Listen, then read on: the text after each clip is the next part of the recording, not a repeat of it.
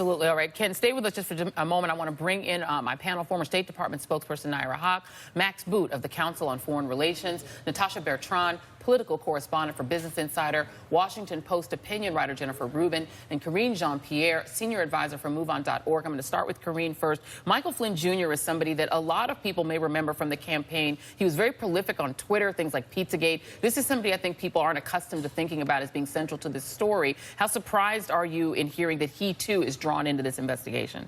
It's not surprising at all, Joy. I mean, look, this brings a whole different meaning to the chant that he led of "lock her up" during the convention.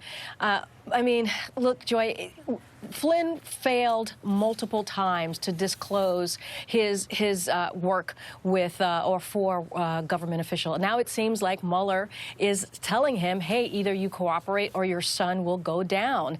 And now he has to make that decision. But it's not all that surprising. I think once Manafort kind of went down on indictments on Monday, we all expected Flynn to be next. Exactly, indeed. I think Flynn is somebody that, Natasha, a lot of people have expected to be eventually in the crosshairs. There was that early reporting that he was openly seeking immunity in exchange for cooperation. You had Donald Trump saying to Jim Comey while he was still FBI director before he fired him, go easy on Flynn, and telling Flynn after firing him in February, stay strong and things like that. One other interesting aspect of this is Jim Woolsey. The FBI, according to this NBC report that Ken Dilanian broke on our air earlier, that the CIA director, the former CIA director, Jim Woolsey's account to the Wall Street Journal, which he confirmed to MSNBC that Flynn and Turkish officials discussed a potential plan to forcibly remove a man named Fethullah Gulen from the country in September of 2016. That too is being investigated now. How much consternation and concern must there be on Capitol Hill now? This circle seems to be only widening. Yeah, and Michael Flynn is someone who has increasingly lost credibility among Republicans over the past couple of years. He was seen as a very credible figure during the Obama administration. He was pushing back very strongly against Obama's policies in, say, Syria and against, terrorism. But ever since he was the head of the Defense Intelligence Agency. Yes, and then he had a falling out with the Obama administration in 2014. He was kind of kicked out of the Defense Intelligence Agency. And ever since then, though, with his kind of bizarre ties to Russia, he traveled to Moscow in 2015 to attend this RT gala. He's appeared on RT several times to give commentary. He did some work for, RT since then. It's just kind of, he's lost a lot of credibility, and I would not be surprised if people on the Hill were now, more than ever trying to distance himself from this White House, because first you have Paul Manafort, who's indicted, who's very close to the Trump campaign, obviously, and now you have the first current or former, Trump administration official to possibly face charges. Yeah, and you have George Papadopoulos actually a cooperating witness. We don't know if that means wearing a wire. We don't know what that means. Max Boot, of this unknown band of foreign policy advisors that were named to the Trump campaign, the one person who did actually have some stature and a track record was Michael Flynn. I wonder if you could describe how much consternation there is inside the foreign policy world as to what happened to this guy. He was seen as sort of a really high-flying, fast-rising star within the defense intelligence establishment when he was named to DIA, turfed out in 2014. Is there any sense of what went wrong from there? That's a great question, Joy. I mean, you have to kind of savor the irony of a guy who at the Republican National Convention was leading chants of lock her up, is now in serious danger of himself getting locked up. And this is a tragedy in many ways. I mean, I've known Mike Flynn for years, back to the time when he was the chief intelligence officer in Afghanistan for General Stan McChrystal, and then before that, the Joint Special Operations Command, where he had a terrific reputation as a very good tactical intelligence officer. He was somebody that Stan McChrystal wanted at his right hand when he was tackling any important assignment, and he was very well respected, which is why he became director of the Defense Intelligence Agency. I mean, I have in my office a picture of me with Mike Flynn of the Defense Intelligence Agency, yeah. But then when he was fired from that job, which he blamed on President Obama, but which I really think was the work of Director of National Intelligence Jim Clapper, he seemed to snap, and a lot of people who know him, including me, just can't figure out what the heck happened to him, that he started acting in ways that no general should act, leading these chants of lock her up, palling around with Vladimir Putin, and getting engaged in these shady dealings with Turkey and becoming this unregistered foreign agent. I mean, it's a tragedy and it's a disgrace, and it just shows you the way that anybody who comes into the Trump orbit is ultimately going to be tarred by the experience. And not to mention the fact that how could he have not anticipated that any conversations he was having or text messages he was sharing with Sergei Kislyak and other Russian officials were being monitored because the Russian end is being monitored. I don't understand. He read those transcripts himself when he was the director of the Defense Intelligence Agency. How could he be so stupid and so unethical? It's mind-boggling, truly. It's truly mind-boggling. At the same time, Nayyera, we have Donald Trump on an overseas trip in Asia, an important trip given the tensions with North Korea and what's going on in the world.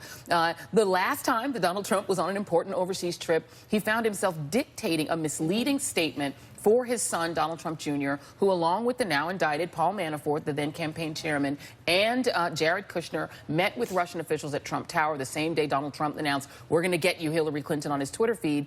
I'm wondering what must be happening on Air Force One as he travels country to country today. Well, clearly people are trying to tackle and intervene between him and his cell phone to avoid whatever might happen on Twitter. And it's unfortunate that that is now the job of senior military leaders and diplomats, is to keep the president away from a toy that can get him in trouble.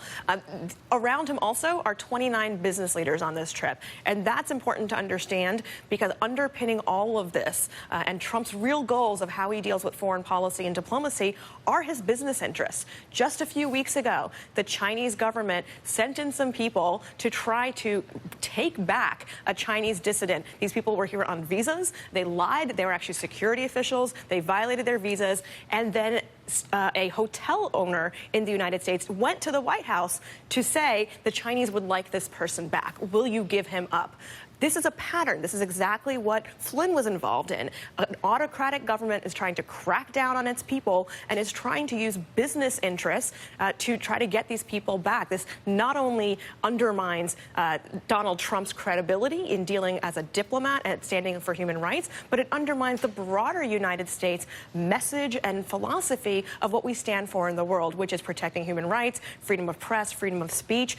At this moment, the United States, because of Donald Trump, looks like it stands up for personal, corrupt business practices. And, you know, Jennifer Rubin, to make that point, you have Donald Trump, who owns a $200,000 a head private club, who we do not know who the members are, but we keep getting little inklings that perhaps members of that club can be protected from extradition if Donald Trump wishes, that there are special perks involved. We do have, in a sense, Donald Trump becoming more like other world leaders that we could name that are not so savory necessarily, whose business interests and whose essentially financial interests get really deeply entangled with their interest in leading their governments. It's extraordinary.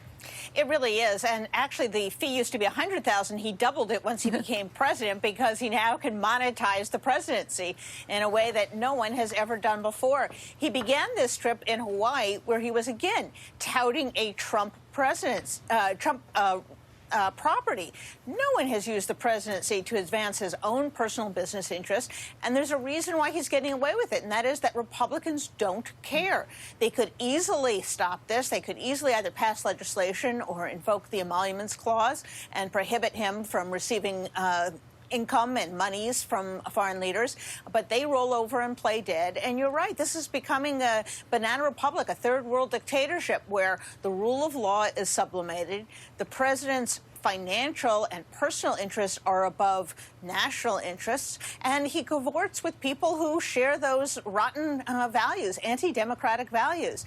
I would say that as far as the Flynn thing goes, we should remember how we first learned about this, or how he first got in trouble, and that was potentially lying to FBI agents discovered by Sally Yates, who then went to the White House, the White House counsel, to rat him out and say, listen, we can't have the Vice President of the United States going around repeating these things. Flynn is lying. And so he's involved every which way. He's involved in Russia. He's involved in Turkey. And he's involved in the dishonesty that we saw from Sessions, we saw from other people, in trying to conceal these Russian contacts.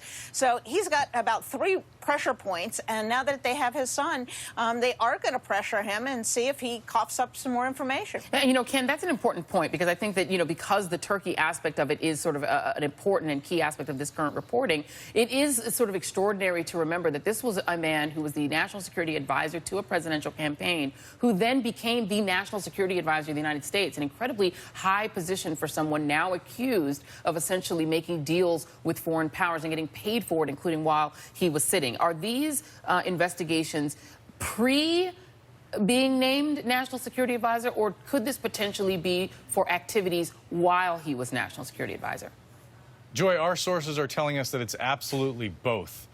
You'll recall that when the coup happened last July, the attempted coup in Turkey, Flynn actually spoke publicly in favor of that coup. But once he began being paid by a businessman with ties to the government of Turkey, he completely changed his views and published an op-ed on Election Day condemning the coup. And now we are made to understand that the FBI is examining whether he took any action to try to facilitate the removal of this cleric that Turkey accuses of fomenting the coup, Fethullah Gulen, after he became National Security Advisor. We were reporting in the story that there was an attempt to have the FBI look into, once again, whether the Justice Department should extradite this person, and the reply back was, we just don't have the evidence to do it, and that's the position of the U.S. government. So a lot of questions there about what Flynn did while he was in the government. I also want to make the point that we ran all of our reporting past Flynn's lawyer, Rob Kellner, and he declined to comment, did not say a word.